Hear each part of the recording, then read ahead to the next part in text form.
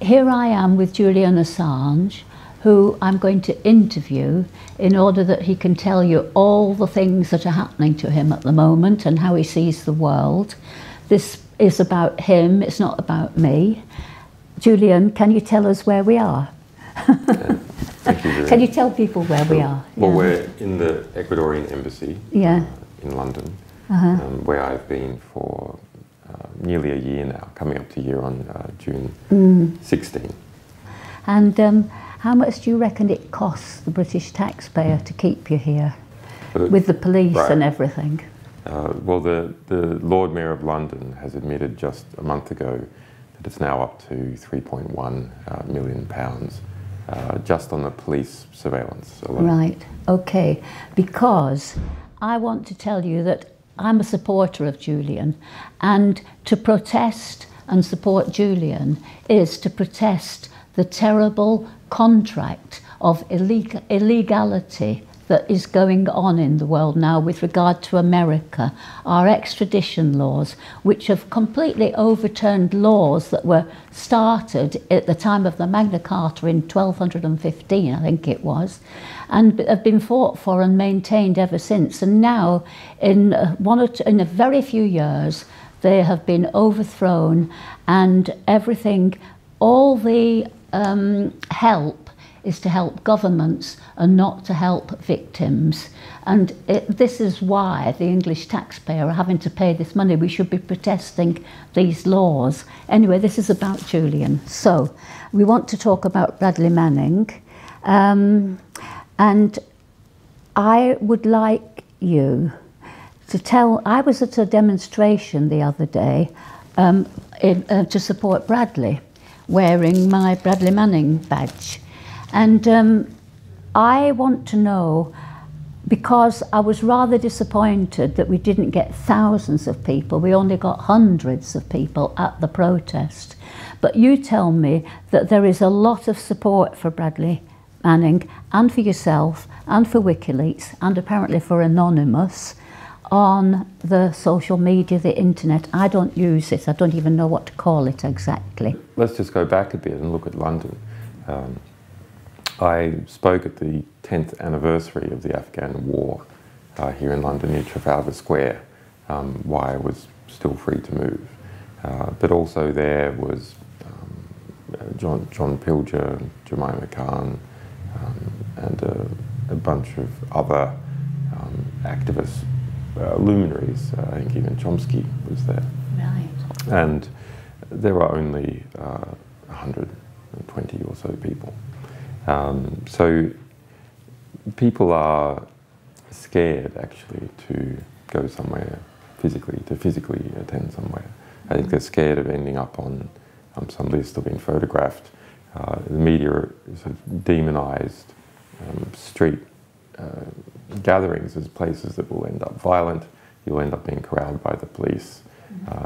And actually people who have experience in London will know that the London police are the most effective in the world at corralling people and chopping them up in a demonstration. That's why the former head of crowd control for Scotland Yard was hired by the Bahraini authorities during the Arab Spring to crush the Arab Spring in Bahrain.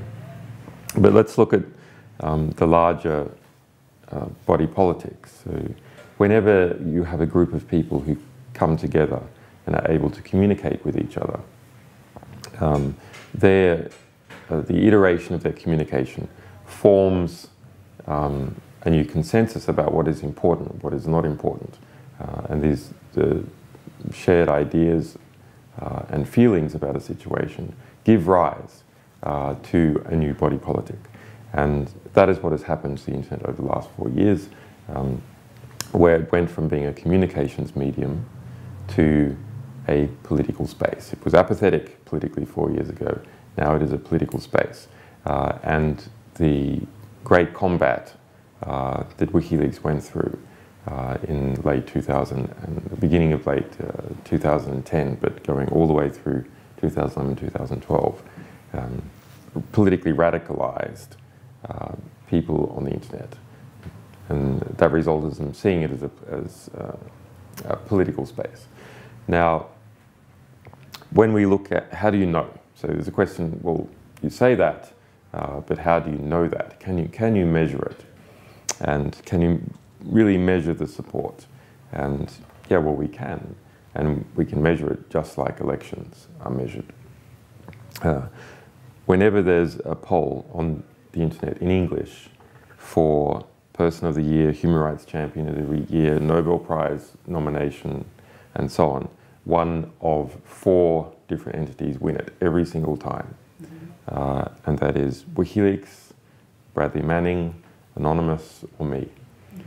For example, 2010, Person of the Year, I won when I was in prison with 10 times the vote of the person that Time magazine ended up awarding it to.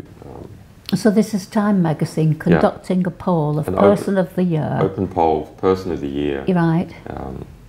And a list of candidates. List of 100 or so candidates. Right. And yeah, so I won that with 20 times the vote of the person. They vetoed the vote and chose to give it to someone else. Bradley Manning. So wait a minute, so you won it outright 20 times more, and then they just put that all on one, ignored that, and put the next person there. Okay. Yeah, not even the next person, not even the next person, someone about 10 people down. Yeah. But here we have an example that when people in the West, when English speakers across the world are given an open vote to choose who they want to politically support, they choose just one of these four groups. They choose Western dissidents, essentially. Right. How many people take part in these polls? Thousands or what? How many people? Well, the number of actual. Yeah. How big is this body politic? You can't measure how many people it's potentially are a lot, but potentially there's a great number. The number of people who vote. We look on there was 700,000 for the petition for me when I was in prison. The Time magazine about 400,000. Right. Okay. But it's a competitive poll. So you go, okay, well that's not like as many in a national election where maybe there's 5-10 million vote. But that's but it is a competitive poll. Different groups rallying to have their candidate be recognised as having political support, and that's what happens in an election. So what you are saying is that on the social media there is this vast number of people, potentially, at the moment thousands, potentially an incredible alternative to the voting system that we have when we go to the polling booths, that you have a more true representation of people's opinions and wishes if you could work with this, with not you, but somebody, if it could be somehow or other made more concrete. How would you put it? Because I'll tell you what I'm thinking. I'm just thinking all the time. The world is just, there's so much that's happening. Drones are going to be all over the place. It's just the climate change, what's happening to this world. And it's all because of what I call the power mafia, the few people that control everything. And I just wonder what we're going to do. And so I'm so very, very interested that there might be an alternative system that could even challenge the one that we get all the time, which nobody believes in, hardly. I mean, but the point is as well that, you know, Bradley, if he gets in jail, how do you get him out? They won't ever want to let him out.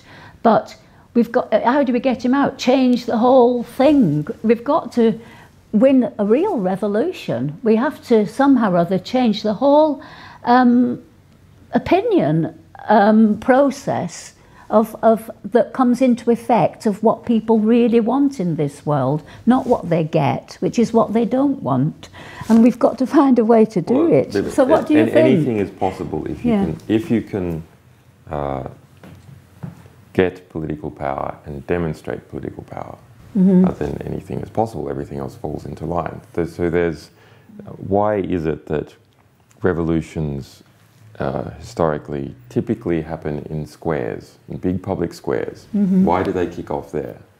What on earth does a flat bit of concrete have to do with great political struggles of the age? Well, it's all about preventing the manufacture of consent. So in a square, people can recognize that they've got the numbers. That's it. Yeah. That's the only reason why squares are important in revolutions, because people can recognize that they are in the majority. Right. Now,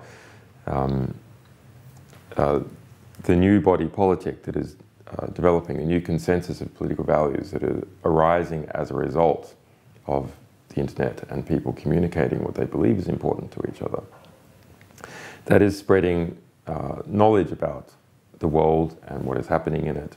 And it is also permitting people to see what they think is important. What is not done yet, effectively, is for people to see that they actually have the numbers. If you could tell us about Bradley. So let's contextualise this. Bradley Manning is accused of being our most prominent source of diplomatic cables, the collateral murder video, Iraq and Afghan war logs. And he admits that in court. Now, his trial is occurring at the moment. It's scheduled to go up until late August or early September, 12-week trial. The prosecution is calling 141 witnesses, 24 of them testifying completely in secret. This is a big production. He's been tried at Fort Meade in Maryland, the headquarters of the National Security Agency, the largest spying organization on earth. This trial is not about the guilt or innocence of Bradley Manning. This trial is a political process that's designed to display certain things to the world and display certain things internally to people in the US military. It's to establish their authority. Now, we would call that normally a show trial, and that's what this is. And well, let's go to sort of the legal basis as to why it's a show trial. Bradley Manning has already admitted to the 10 key acts giving information to WikiLeaks.